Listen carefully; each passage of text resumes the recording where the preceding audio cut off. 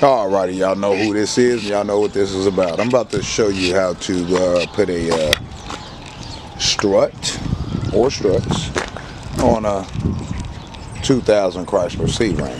For the most part, any car.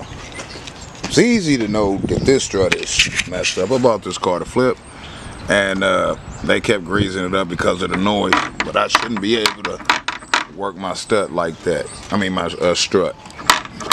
It's totally messed up. We actually have the entire brand new hub assembly, right? Control arm and all. Alright. And we're about to replace that. I'm going to show you how. Now, here's what's going to happen. First thing you need to do is take the hubcap off, which I did. I believe it is it's a 19 millimeter.